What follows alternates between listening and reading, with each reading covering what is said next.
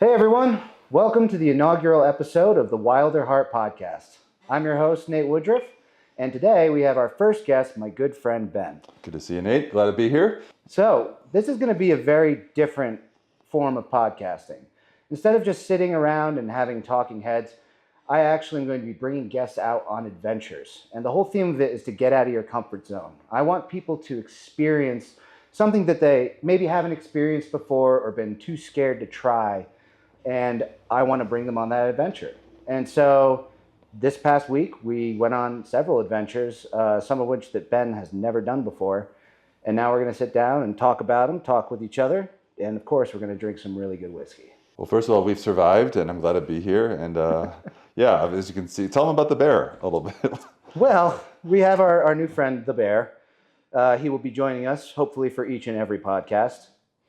Yeah, and I would say drop a comment below if you have a good name for the bear, because we were just spitballing. I think before the camera started rolling, took our first sip of whiskey, coming up with some names. We were really struggling, but we decided that this is going to be a barefoot session. Every podcast that Nate's going to be shooting will be barefoot, whiskey in hand, no socks or shoes, and good times to be had. So Ben, thanks for agreeing to come on the podcast. Oh yes.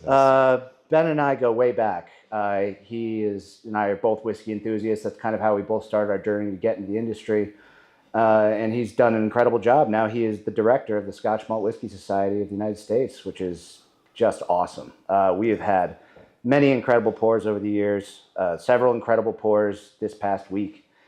And I'm very excited. Yeah, for better or worse, Nate and I share this passion for whiskey. And I think our love for the outdoors is overlapped.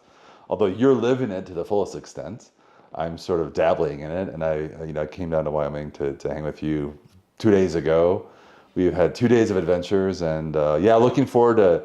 Obviously, we got a whiskey in hand on the rocks right now. We're going to get into some pretty exciting stuff to fuel the conversations and sort of the debrief of everything we experienced, which for me was, you guys will see the footage was just epic. So looking forward to it. Thanks for having me. Especially on the inaugural episode, because I feel like this is an honor. This is going to be, I know it's going to blow up, and so really happy to be here for a second round. Yeah, and fun fact, actually, Ben was one of the first people that I ever met off of just blogging and whiskey photography, stuff like that. I happened to find a bottle of his, at that time, favorite distillery, Bruichladdich. Oh, yeah. Covered in dust on a shelf. I bought 2 of them. One I kept and opened. Wasn't my favorite thing in the world, but Ben was like, I need that bottle. I haven't had that before, and I want it for my collection. I said, okay, I'll ship it to you. Next thing I know, I had some free time, and I said, hey, Ben, wouldn't it be cooler if I just got in my car and drove out to you and gave you the bottle, like handed you the bottle, and then we just hung out for a few days and drink it, and amongst other things, and that's what we did. I went to Chicago, and we just hung out for a few days and had a blast. Yeah, that was a great time. I mean, Nate and I, so we both got into this because obviously whiskey enthusiasts, shared a passion for the spirit, but also we were kind of discovering different whiskeys at the same time. And we used the platform Instagram at the time. I say the platform Instagram as if you guys don't know what that is. Everyone knows Instagram now. But at the time, it was a really novel concept. Back in 2014, 15, we were trying to remember. But at the time, it was you, myself, and like a few others around the world that had these Instagram accounts dedicated towards just like whiskey discovery. So we would go on there, put a post up with a photo, write a review, or share our opinions of a whiskey and connect over that. And I mean, so much has changed now. And I mean, there's just thousands of people doing that. And of course, Instagram's changed. But yeah, we go back then. But I think I realized, we were talking about your visit to Chicago where I used to live. The whiskey community is so unique. And I mean, everybody watching, you probably share a love for whiskey or the outdoors, and maybe you're getting into whiskey, but the community is amazing because look at around us. You have all these bottles, but like everyone's so eager to share the best of what we had. And I got here a couple days ago, and you immediately poured a whiskey that is on your shelf. That's like what you said is probably your number one. And I just love that. The culture is amazing. It's a very communal vibe, I think, for everybody. And so we've bonded over that, but I know everybody else out there is part of it too. So super happy to be here. I'm really proud to be part of the community too. Yeah. So that's just a brief history between us, but I think it's time we start talking about the week we had. And what a week it was, let me tell you. Yeah, Nate, you reached out to me a few months ago and you kind of shared this idea about starting this podcast or adventure, which to me I was like, well, it's not really just a podcast. It's like a video and then I'm like, I don't really understand, Nate, but whatever, buddy. Like I love an excuse to come out to see you in Wyoming. And then, a few days before my flight, I'm seeing footage that you're sharing on Instagram. There's like drones going on and everything. You've flown a videographer out here. Shout out to Tyler, who's back there behind the camera. And yeah, this is like a real production here. And so, I mean, I didn't expect this. Not because I should have expected this knowing you, but like, I just think, it was just an idea not that long ago. It was just an idea. You called me. We were like kind of bouncing ideas off each other, I guess. And now here we are. We just had an amazing adventure through the wilderness, so to speak. If you guys can see, I got a little flesh wound to show for it. We mostly got out unscathed, but this was we'll talk about this in a bit, but this was a rifle scope that just sort of recoiled and hit me right in the eye. So apologies for the red mark. But if you're wondering, I'm okay. I'm okay. It's amazing what wet wipes and a little bit of ice will do to solve a problem. Yeah. We were going to use duct tape, but we're a little more classy nowadays. Yeah. But yeah, let's talk about the adventures. So when I reached out to you, I wanted to know what's something that you haven't done before that you would like to do that's outdoorsy, that's adventure-y. And you were specifically told not to do ATVs, and that was the immediate thing we decided that we were going to do. Well, I'd been in Wyoming once before on a hiking trip, almost, I think it was like 17 or 18 years ago. So it's been so long ago. And when you asked me that question, I was thinking, man, I want to do anything. Like, what is there to do? And your answer was, what is there not to do? So you proposed the idea, I think, of going off-roading, and I had no experience with that. So I thought that was amazing. Obviously we knew we would do a hike or so, but the off-roading was cool. I had never been in what was the vehicle we were in? Polaris Ranger. Polaris Ranger, yeah, with a little pickup bed in the back. Amazing, going off-road through the Wyoming. Very, very lightly, I think, defined trails at a certain point, but we were full on off-road, as you guys can see in the footage. It was really amazing. Yeah, it was a very cool experience. One of the things that I love and that I think is a way to appreciate what surrounds you is to actually hang out with people and show them where you live, if you love it, show them the passion you feel for an area, the adventures you love to go on. And when you do that, you gain an appreciation through them, and they see things that you may have seen and forgotten about. Yeah. They enjoy things that you may take for granted. And it's a beautiful way to revive a love for the place that you live. Yeah. And that can apply to anything. That can apply to your job. That can apply to your hobbies. Ben and I are both nerds, so we just quoted way too much Lord of the Rings. Passionate people. Yeah. But that's the fun part. And it's so much fun to be able to bring someone out and see them experience something new, something exciting. Yeah. And for me, it was just an incredible experience just hosting it. Yeah. I mean, I think, look, we're all human here. I think it's natural to take things for granted, as much as we try not to. I've been here for 48 hours, and I think I remarked after the first day, I'm thinking, okay, I'm getting used to this. I could live here. Like, I get it. Like, this is amazing. It's beautiful. And we woke up this day 2 for us is the time we're shooting this. And I'm like, all right, well, I feel like I've seen everything, but nope, lo and behold, so much more territory to explore. So yeah, I've been in your position as a host, welcoming people, welcoming guests to where I live, which is in Tennessee.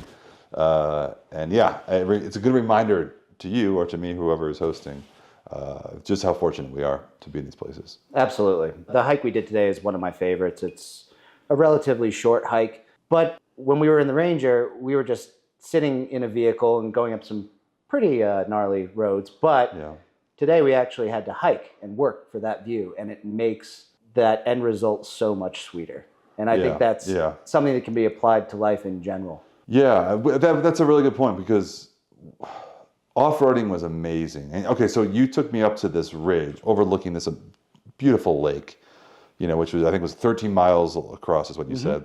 And it was so cool, first of all, being this Polaris Ranger, with dust flying inside of what felt like a cockpit, essentially. It's just like an interior cabin of the vehicle. But with dust everywhere. It's like I had to wipe my sunglasses, like of just this layers of dust that were forming repeatedly. It was like my hand was like a windshield wiper. We got up there, I'm like, oh, this is a beautiful view. But yeah, I think, on the second day, we ended up taking a big hike, and it was a bit more strenuous. And of course, at the higher altitude, I was like, I was huffing and puffing. I just felt like we earned the reward of, which was a different view, equally beautiful, if not more.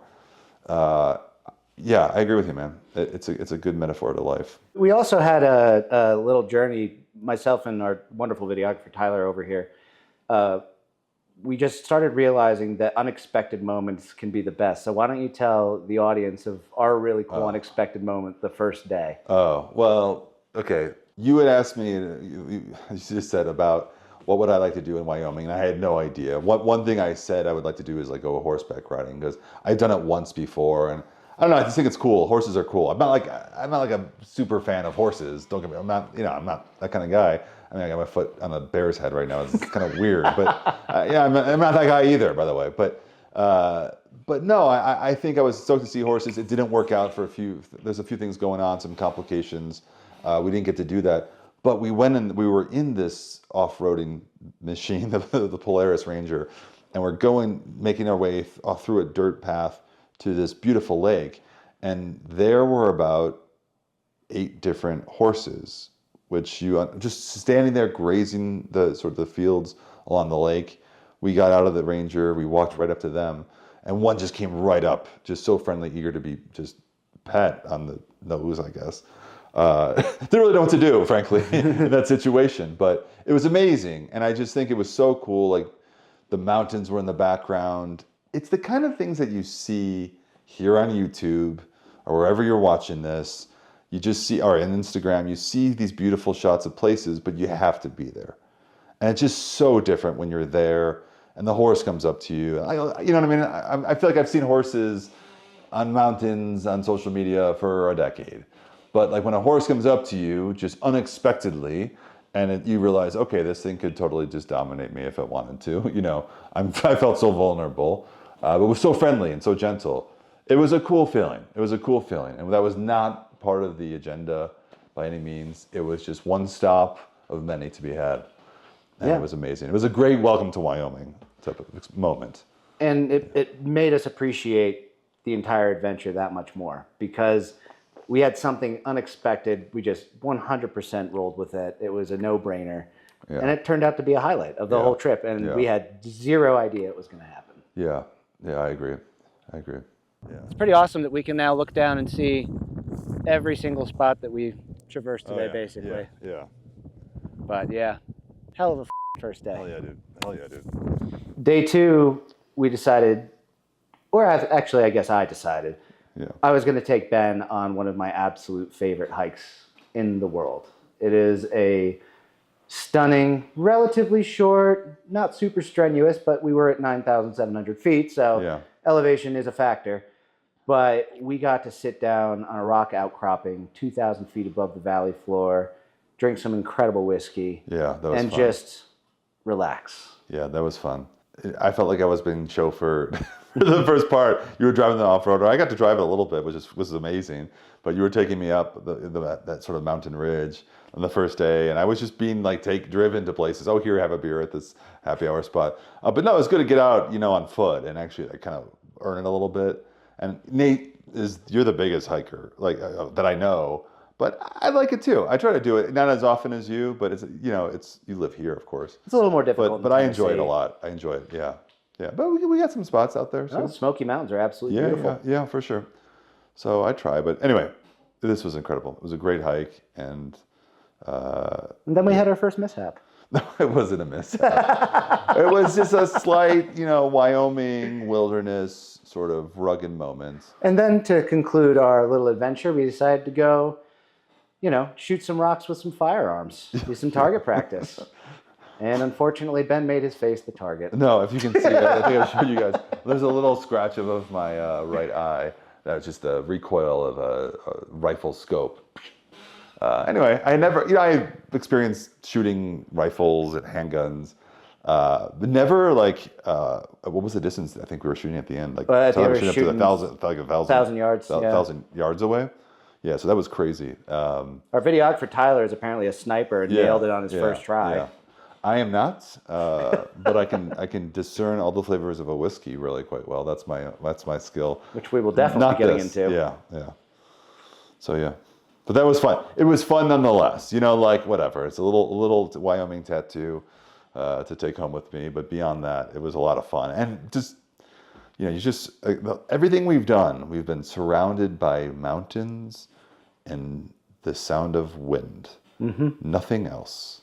There's a beauty to this place where you have so many different types of terrain as well. Yeah. We were hiking in gorgeous pine trees in the early morning with the light comes through and just lights everything up.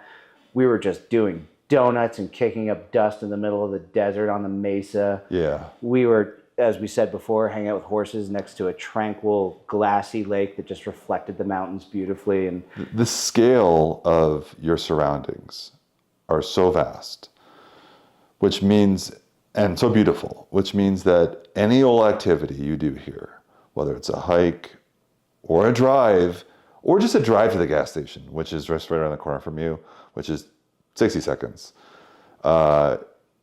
is an event. You know what I mean? Like it's just by default, it's an event. And we were talking about earlier about taking things for granted. So maybe it becomes less of an event if you're more accustomed to. But I think if you're conscious about what it takes to stay appreciative of certain things, it's amazing. Everything's an event, but it's also like very I don't want to say, what's the word? Not rugged. It's intense a little bit. There's an intensity to the environment and the surroundings. Like you have to be. I don't know. I just don't feel like, and maybe it's me because I've only been here a couple of days with you, and it's only my second time in Wyoming, but it's not the calmest place. There's just an intensity to the air. I mean, today at the time of the shooting, there was some forest fires in northern Wyoming, and there was just smoke, and you can just see from so far away. But just because the sky is so big, I mean, the sky is the sky, but because it appears so big, there's just a lot going on everywhere. I don't know if this is making any sense whatsoever, but it just feels like it almost forces you to just make more intentional decisions. It's a humbling experience living somewhere where, like you said, the scale. One thing that I love that I have discovered about myself is I enjoy doing things that make me feel small. I enjoy doing things that make me feel like I'm not totally in control. Like there are risks involved. I mean, it can get down to -50 here, and like if you're outside for too long, you're dead. Yeah. But when it comes to scale, like you said, you have an insanely large sky. You're not cluttered with buildings and high rises. Yeah. You just have nature everywhere. And then when you get up in the mountains, it's just so, as you said, vast. Yeah. And it just makes you feel more alive. Yeah. Because you don't have that sense of security, that sense of humanity around you. It's just you and nature. And that is for me, such a beautiful feeling, and something that I really hope to show guests. And I'm very happy that you picked up on that. Yeah. Because I think it's something that can be incredibly edifying to someone as a human being. Yeah. To feel that way. I mean, even last night we were sitting around a fire looking up at the stars, and Ben was on his star app picking out constellations. We could just see them from the backyard. And just having that blanket of the universe above you just makes you just feel so tiny. Yeah. But it's just so beautiful to witness. It's one of my favorite things about living out here. Yeah, I agree.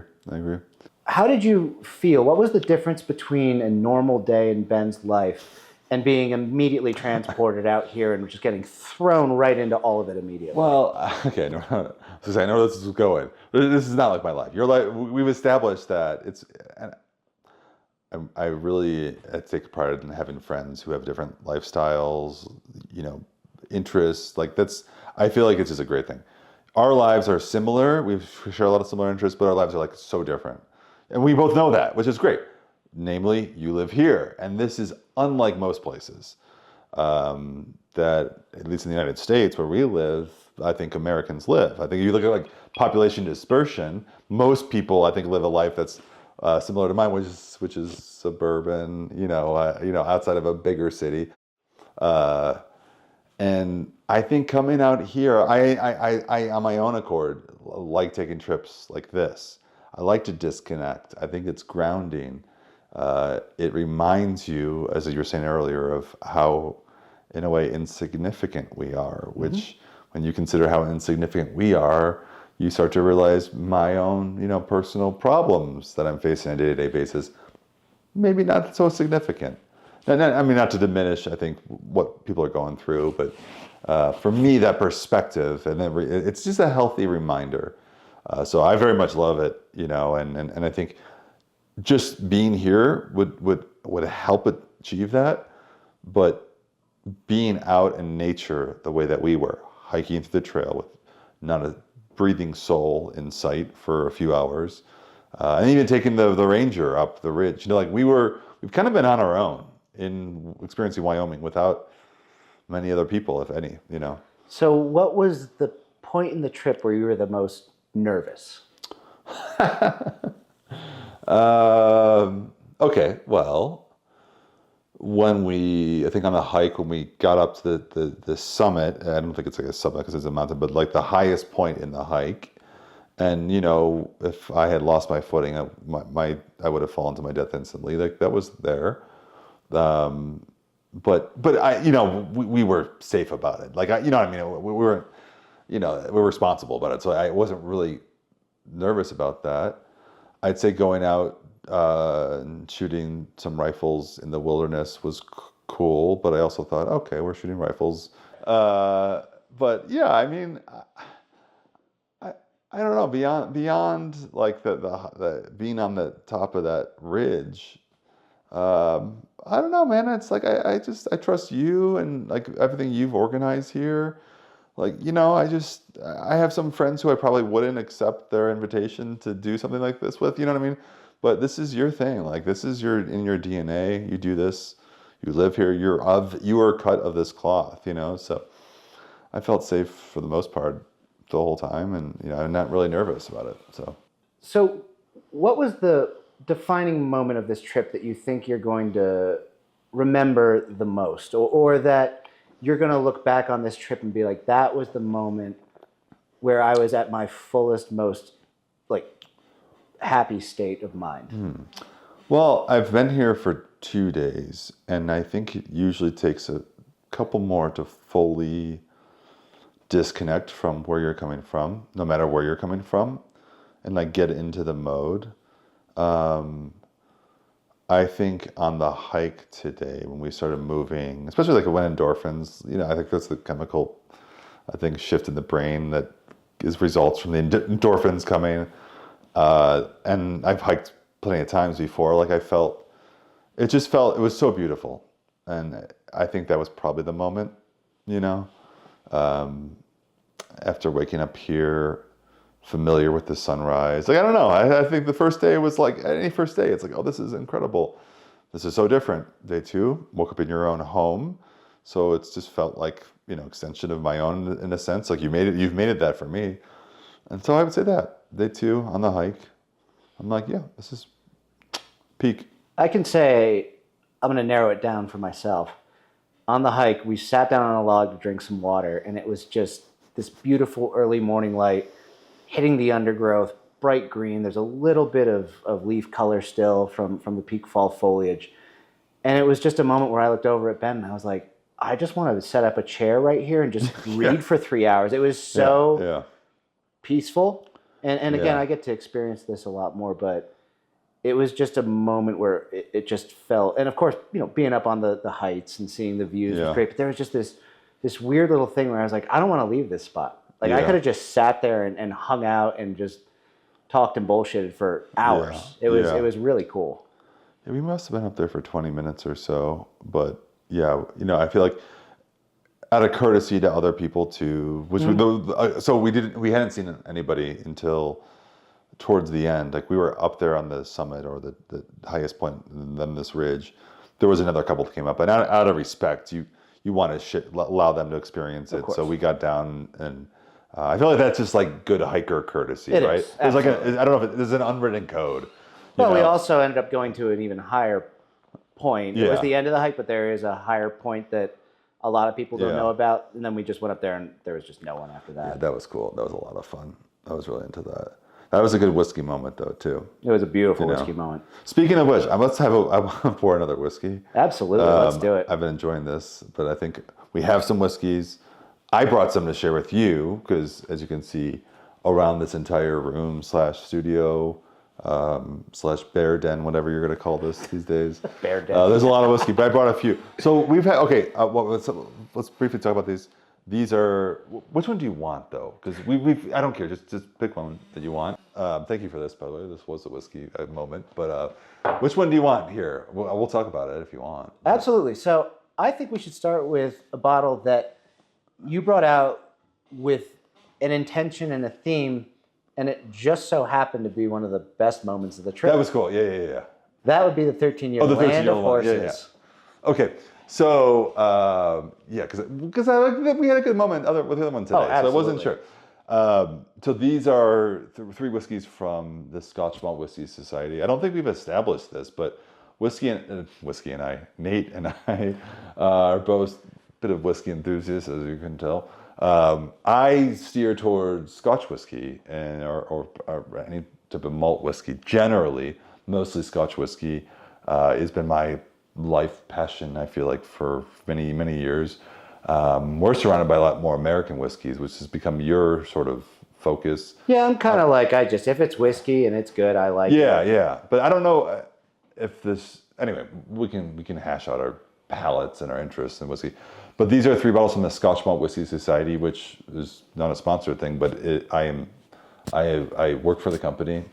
I'm the director of the U.S. branch of the Scotch Malt Whiskey Society. We are a whiskey club based in Edinburgh, Scotland, and we're also known for our own whiskey, which we bottle from all different distilleries throughout Scotland.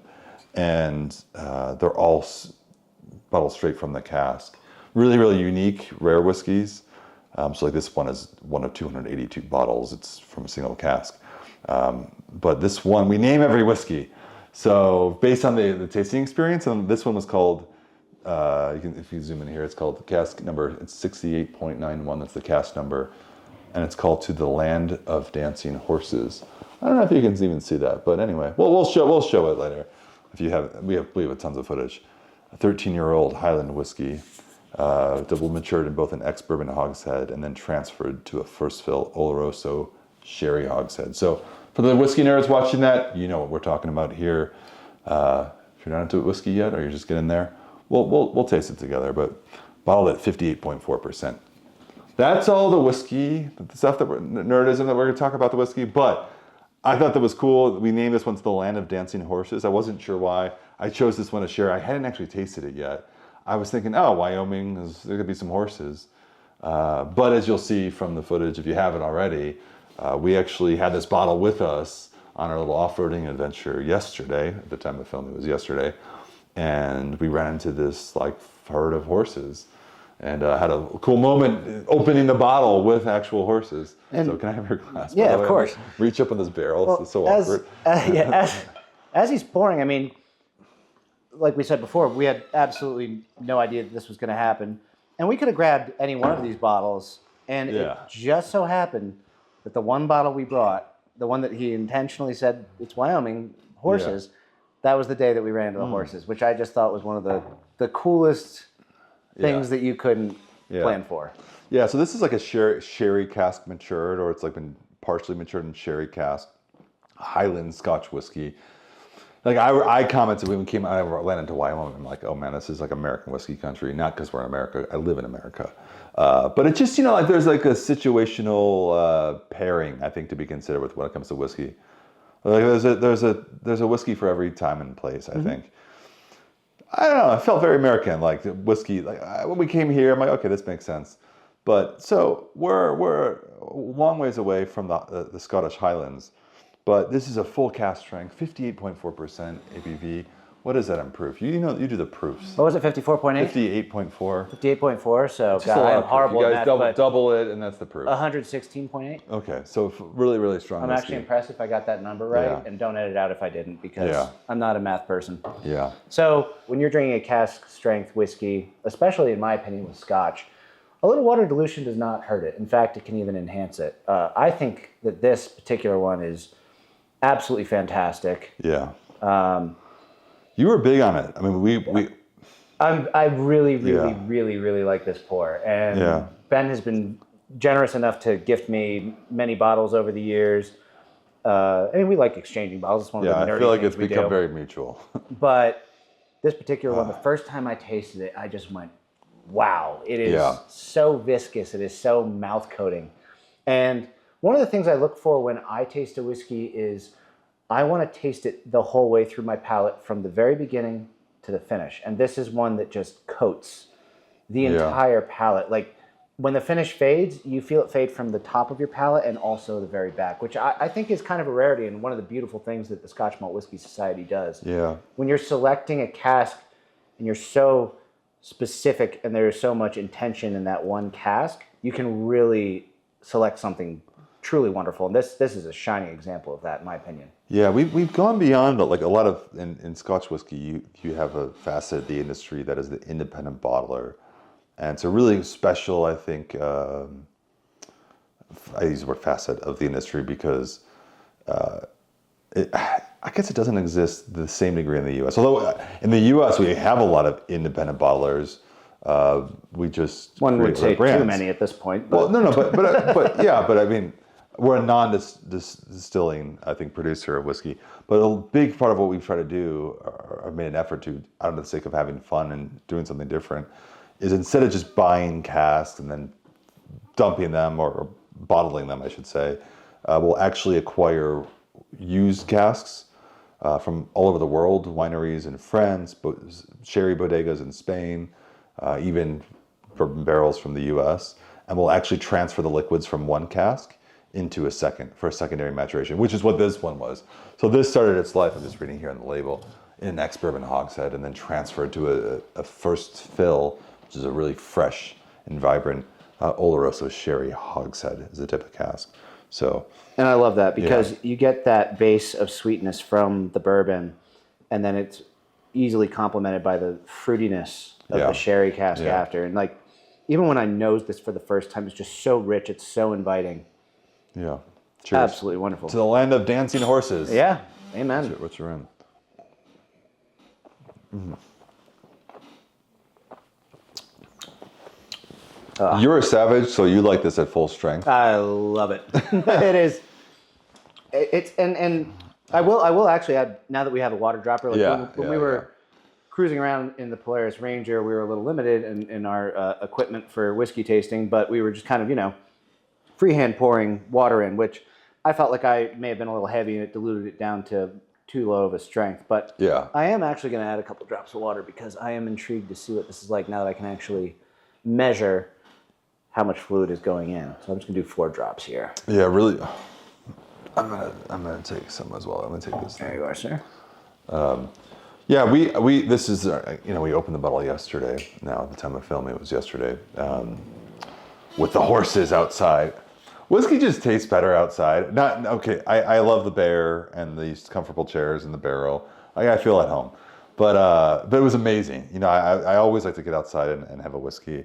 And that's something very important that I think may have gotten lost. Is it's not only 100%. I agree that opening bottles with friends and enjoying it with people is the way to do it.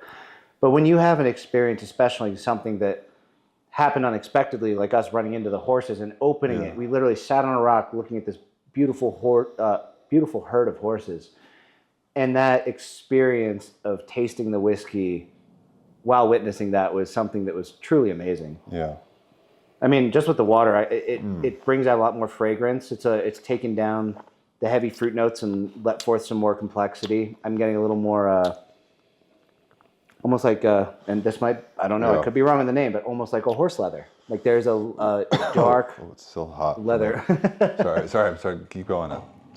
You're on a roll with your tasting notes. Oh. Yeah, it does have. This is like really strong for me. Such a dark, almost like tobacco and leather note, which would be very easily associated with being out in the middle of Wyoming, but. Yeah, if you guys are watching, wondering why I'm adding all this water, these are all the whiskeys we put out are cask strength. So The idea is that if you were to go to like a warehouse in Scotland, same could be for warehouse here in the U.S., but and just sample a whiskey straight from the cask, which is the vessel that the whiskey's aged in. You know, in the U.S. here we use the term barrel, but the cask is sort of the umbrella term for the wooden vessel. The idea is that this is bottled just as it would be from the cask, so it's really strong. So I add water to reduce the strength, and generally what adding water will do is it will unlock more flavors, sort of subdue the presence of alcohol and allow you to taste more. Essentially, you know. So I'm not saying it's a better thing, but if the goal is to taste the whiskey and all the flavors that are in it, usually I think adding some water will unlock more and allow you to experience it in different ways than just having it neat. Oh, and as a nerd, I think that's one of the coolest things about this brand is the fact that you can open a bottle and pour it and have a completely different experience every single time, depending on the amount of water. I mean, also there's oxidation and setting, I think, actually does play a huge role. You know, I'm under the belief strongly that when you taste whiskey at the place it's made, there's just a different thing. I don't know if it's the environment or if that's where that whiskey was birthed and then grew. But there's just something about, you know, when I was in Scotland drinking straight from the cask, it's such a crazy experience. Not to say it's obviously still great now, but it's pretty amazing that with the Scotch Malt Whisky Society, and I think this is, I 100% believe that with Scotch, water is your friend. I really don't add water to bourbon that often. I don't know why that is, but I think that Scotch water is 100% your friend. And when you're given a product that is straight from the barrel at that strength, there's so much room to play and discover and explore the other flavor compounds in that bottling. Can I share an opinion? Absolutely. I guess that's what I'm here. We allow That's why I have my feet on the bear in this beautiful studio. As long as your feet are on the bear, you may share an opinion. As long as we're barefoot on the bear. No, okay. So hear me out here. And by the way, drop a comment if you disagree with this, because I think a lot of you will, or maybe not actually, because I don't know, because I love all whiskey too. You know, yes, Scotch whiskey, or particularly single malt Scotch, is just my preferred style of whiskey. Like, there's something about it that's always attracted me. I love the culture of Scotland and the distilling culture that exists there too. But I find with like single malt or whiskey made from malted barley, it's sort of a gentler grain. It makes for generally, now by the way, we have some on here that make the exceptions to the rule, but it's like a gentler spirit. Bourbon, by just definition, all new charred oak, corn, wheat, or rye, and a little bit of malted barley. But like the cereals themselves are more intense, plus the version or new charred oak is more intense. The ingredients are just like bolder. And I think the experience of having a bourbon, let's say pick on bourbon for instance, I agree with you, is better suited for that. Then this is the part that's going to get, I think people will disagree. I'm not saying it's less refined, but a lot of Scotch, like this one's, okay, this is 13-year-old. We have a 25-year-old here on this barrel. Like, it's just the time, what's gone into making it, I think just requires a different form or process of like enjoyment. A bourbon, most of them are younger, they're hot, they're intense. It's like, we're Americans. We have American palates, you know, like which are more conducive to bold flavors.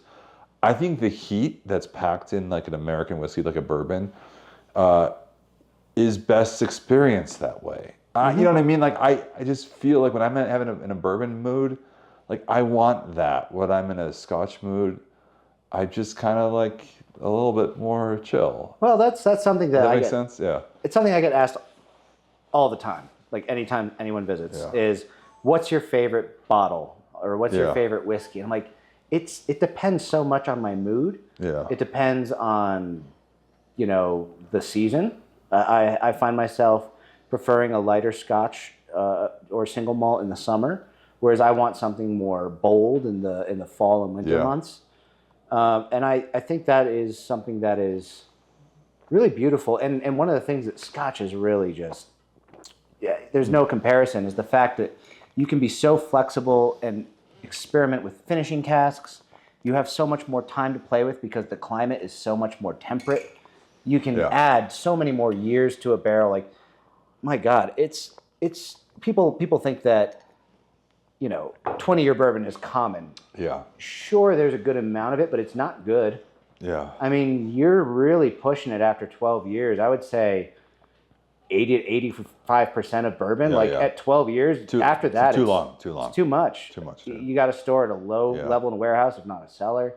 So one of the things I absolutely adore about Scotch, I mean, I started off in the Scotch industry. That was my first job in the whiskey industry, is how flexible it can be, even though they do have stringent rules.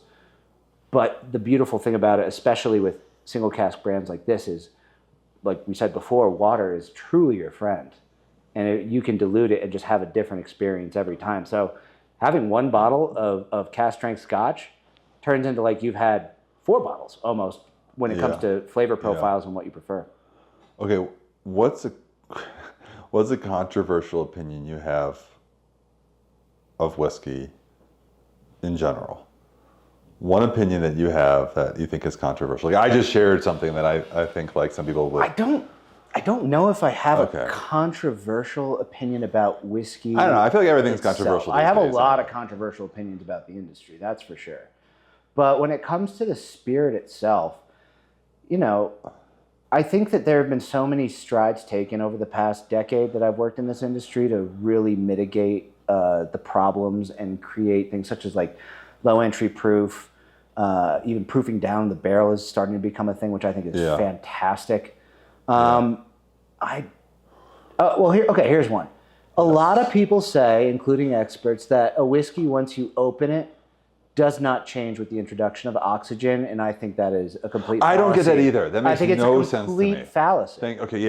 I think when I review a whiskey, any whiskey, it's very rare that I review it within 48 hours of opening it. Like, I want to have it open. Yeah. I'll take my first glass, and then it will just sit on the shelf for at least 2 days. Because I truly think that oxygen being introduced to a bottle that has been sealed does change the flavor profile. And I would say I've gotten hate for that, but I stand by it 100%.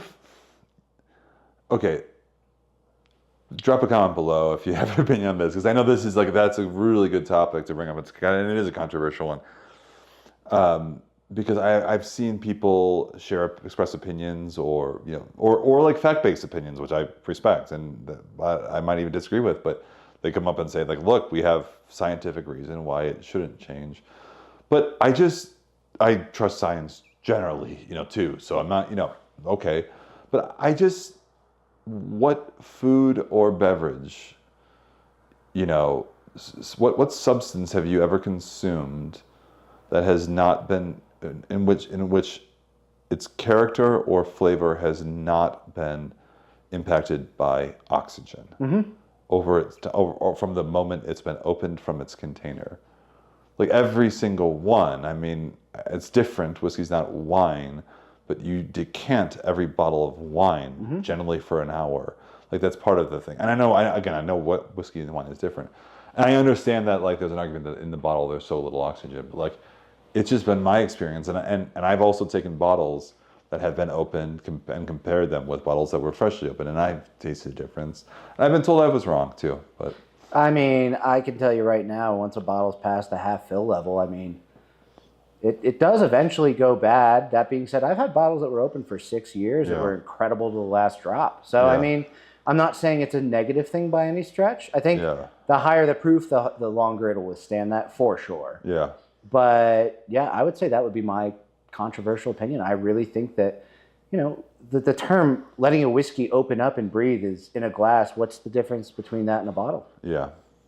Well, this was absolutely fantastic. I absolutely love this selection, but let's go on to the next one. Okay. Well, cheers to the last drop. Cheers. I have a little bit left. Sure. We'll do rinse? the little, I did this rinse. I just take the glass. I add some water to the glass. I don't know, as a pro tip or just this is something I've actually told a lot of people. If you ever go to a whiskey tasting, Yeah. like a whiskey event, the best thing you can do, and I thought this was common sense, but apparently it's not, just take your water bottle, whatever you have, and rinse the glass, and every single little pour of whiskey you have, use twice as much water. It will mitigate your hangover immensely. Yeah. So I just drink it. A lot of people dump it. I just drink it every single time. I don't want to do this on It's the bear. fine. Just Let's do this one. So Sure. this is it's a totally different. You know, so a lot of people think Scotch is all smoky, and like only reality, only about 10% of it by volume actually is, maybe even less. the amount of people that I have when I say, "Oh, let's try a Scotch," I don't like peat. That's the first thing they say. Yeah, oh yeah, peat, I don't like peat. Yeah, peat is what's required, what produces the smoke. But this one is. This is a purely peated whiskey from a region in Scotland, which is also a sole island called Islay. And this is cask number 53.428. We call this one "Sense of a Haunted Mansion." So doesn't Great have the name. Wyoming naming connection. So this is a 10-year-old from Islay, aged in a full term in a refill ex-bourbon hogshead, bottled at 60.4%. Question for you, Ben. Yeah. Now, when we first started interacting before we met, I know Islay was kind of your region. Has that remained your favorite region when it comes to Scotch? So Islay is a really special place. Well, let me answer that. I don't think I know this is not a fun answer. I don't think I have a favorite region. I think I really went through Islay. I went through that experience. I mean, physically, I've been there, you know, multiple times. But what I'm saying, I've been there. Like I've tasted through a lot over the years. I love Islay. It's a little island up the southwest coast of Scotland, cast off into the Atlantic Ocean. And I mean, you can drive, I think, to like the radius of Islay. I don't know the actual distance, but probably about 45 minutes drive. Oh, I didn't know. Is that short? Yeah. It's not big, but not small. I think as of today, there are 10 working distilleries in Islay as of the moment. And the whole island is just like the people who live there, all the inhabitants, most of them work either at one of the distilleries, perhaps they're a farmer growing the grain used for whiskey production, or a school teacher, or, you know, I mean, it is an island. And of course, people have other professions there as well. There's some amazing golf courses, but the whiskey is the lifeblood of the island. And I would say, by extension, that of Scotland too. But Islay's a special place, but it's most known for making this smoky style of whiskey, which is used by taking peat, which is basically bricks of earth, compressed, aged over time, earth that is thrown onto a kiln fire when the barley is dried, and then the smoke bonds to the barley, and that flavor is carried out through the distillation process. So It's one of my favorite things about peated whiskeys is you're literally drinking history. I mean, those peat bogs, when they're cutting out sections of it, it can be millenniums old. yeah, So when that's smoked, I mean, there could be fossils in there, and you're literally you literally have history in your glass. And I think that is one of the coolest things when it comes to peated Scotch, is they're using the natural environment to create something that they're proud of as a culture. yeah. And you're literally sipping that. I think to me, it's one of the coolest facets in the whiskey industry overall, not just in Scotland. Yeah. So it's yours. Yeah, I get obviously smoke forward. Yeah. A little bit of brine. You get the lighter tropical fruit notes way down below, but oh man. And what's the proof on this one? Well, 60 point in Scotland. We don't. Oh, I'm sorry. proof. The ABV. The ABV I'm is being American. 60.6. Yeah, 100. How dare you? 121.2 proof, which is no joke. 60.6%. So real strong. So as we hit the smoky Scotch, let's switch gears a little bit and talk about your past. Now, I know both of us started off by reviewing whiskey and putting up pictures and being nerds, and then we both eventually ended up getting jobs in the whiskey industry, which is a dream. I mean, personally, I feel incredibly grateful that that's the route that I took to get into it. But what was one of your defining moments working in the whiskey industry where you're like, this is what I want to do with my life as a career? Maybe not forever, but at this point in time. I honestly, I had no interest. To say no interest, I had no plan to work in the whiskey industry. my background was in sales and financial services, and then briefly for tech. And I always loved whiskey. It was a passion. Like we were blogging about it, and I came across, frankly, the Scotch Malt Whiskey Society, tried some of their whiskeys, and just realized that, okay, this is probably, at that time I had tasted hundreds and hundreds of different whiskeys. Brands were sending like me, as you, bottles to review on Instagram. And then I came across this whiskey, and I just said, well, objectively, that's the best whiskey I've ever had.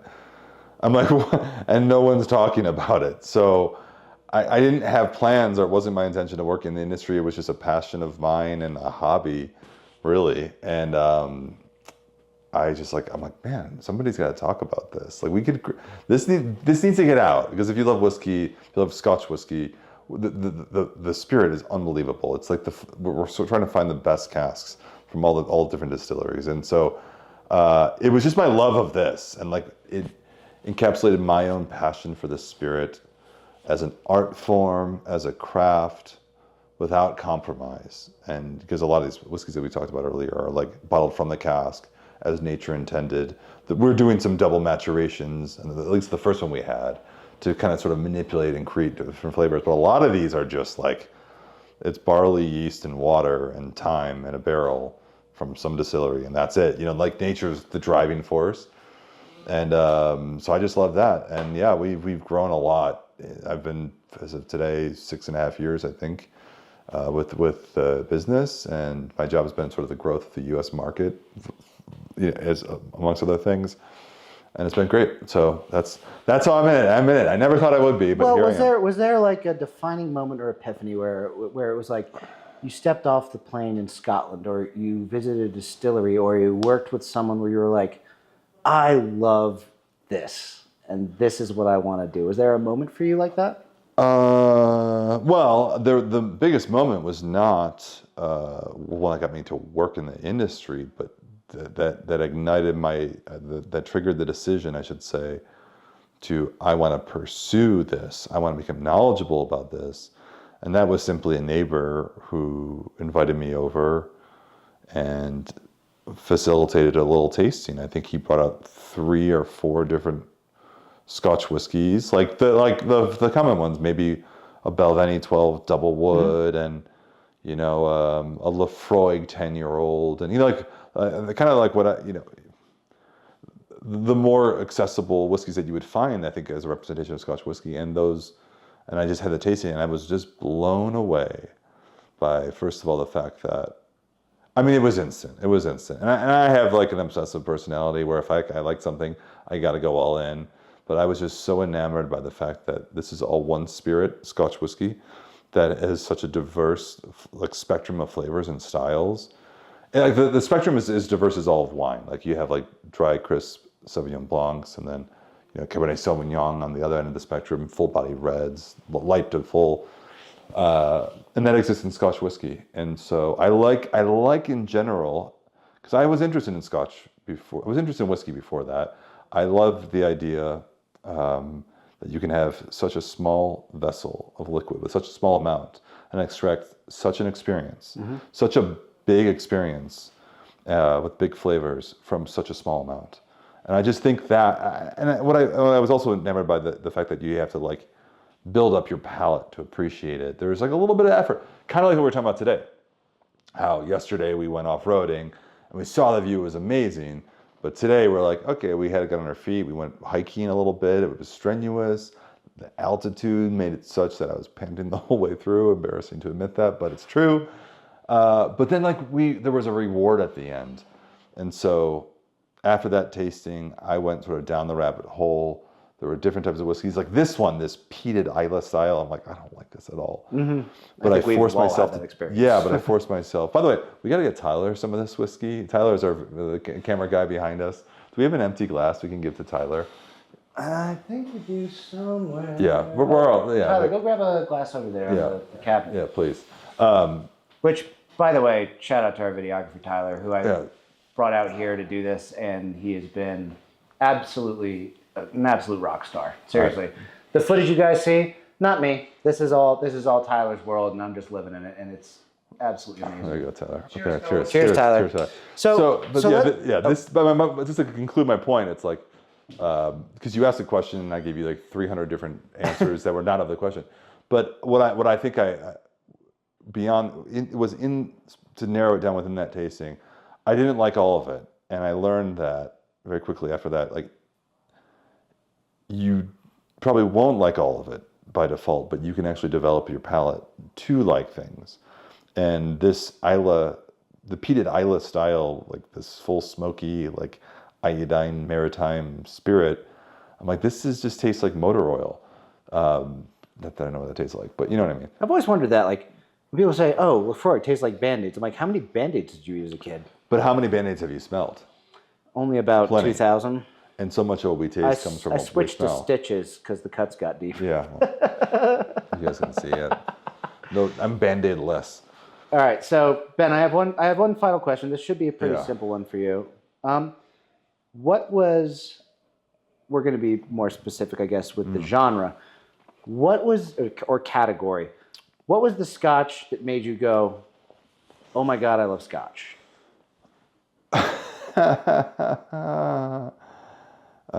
Johnny Walker Red Label. Really? Yeah. That's interesting. So you had the smoky Scotch experience, and that kind of helped define your palate in the beginning. This is way before, though. This was years Okay. before, like this, what we define as a define moment. No, I mean, because when I decided I want to get serious about it, was years after I started enjoying it, and rewind the clocks, I was going to like Costco, buying the most readily available, the most affordable, I would say too. For me at the time, like a $30 bottle was a lot for a bottle of whiskey. So I went through that, but like I was in college, and when everybody was getting pitchers or pints of Jesus, beer. dude, I was drinking shots of Jaeger. I know. Well, I didn't say I wasn't doing that, but no, when everybody was drinking tons of beer at my school, there were a ton of bars, and like Johnny Walker Red on the rocks was the same price as, let's call it like the cheapest, probably most disgusting light domestic beer you can get, buy a pitcher. And I just would have that. I'm like, I decided in that moment, like I like the malt. And of course, Johnny Walker is a blend and they use grain whiskeys and malt too. But like that style, I just decided like, oh, I just like this. And I think I would have like during the week, if I had a drink, it would be Johnny Walker Red. And then on the weekends, I'd get fancy and get Johnny Walker Black. I like, just because it was like $2 for the Johnny Walker Red on the rocks versus like $4 or something. Yeah, I can't shit on you at all. I couldn't do any of that. But okay, so let's step it up then. So after that, so that was like you're kind of like, you like this style of whiskey.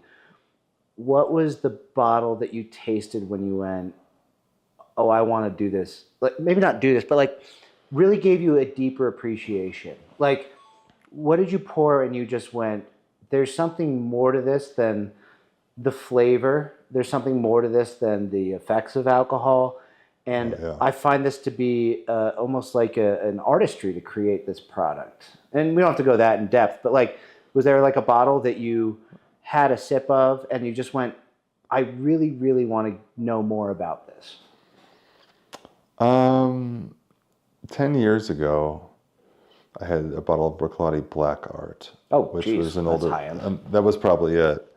It was like a limited release of Black Art for Fescio, which is the annual whiskey festival on Isla, which is where the Bruichladdich distillery is.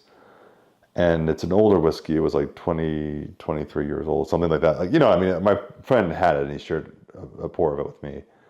And that was the first whiskey where it was made using all different types of casks, different wine casks. The recipe's a secret.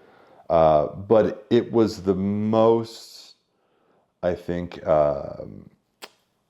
visceral experience I've ever had with a whiskey, where I tasted it and I was instantly taken on a roller coaster. The combination of that engage all the senses, not just the flavors, but the texture and the beginning to the end of the finish. It was like reading an epic fantasy tale. I said that because we were talking about Lord of the Rings earlier. I mean, it was a journey. And I'm like, whoa, that was... huge. So for me, and now like where we're at, I feel like if I would go back and have that same whiskey, it wouldn't be the same. No. Because I've become a lot more familiar with what produces different flavors in whiskeys. But at the time, I was just a wee virgin, and I don't know what that was. That was like an Irish. That was, I don't know what that was. A I little don't know. Conor McGregory, but we'll take it. I thought so too. Yeah, just cut that, Tyler. Yeah, that was amazing experience, and that definitely. I think I was already on the train, but that just propelled me forward to go like, this is what you need to explore as an appreciator of art. Like I'm like, this is liquid art, and it was called the Bruichladdich Black Art, yeah. So it wasn't, Well, I can't think of a more appropriate way to wrap this up. The fact that the bottle I brought you happened to be from the way we met in person happened to be the same bottle that gave you your first crazy whiskey. I mean, we just went full circle. Yeah, that was fun. That was fun. That's awesome. Yeah. Well, Ben, thank you so much for being on this. We had so much fun. We're probably going to go smash some burgers into our face and have a couple more whiskeys and go to bed. But that's Nate's way of saying we're going to eat dinner. Yeah. Yeah. Okay. Fair. Yeah. Oh, yeah. Phrasing, Nate. Good job. But anyway, man, love you. I've always enjoyed hanging out with you. I'm glad we got to do this. We're going to do it again. I appreciate you and everything. You have brought me out here. You made this all happen. So very proud of you, of course. And It's fun. It's Ben. It's guys. Thank you for tuning in.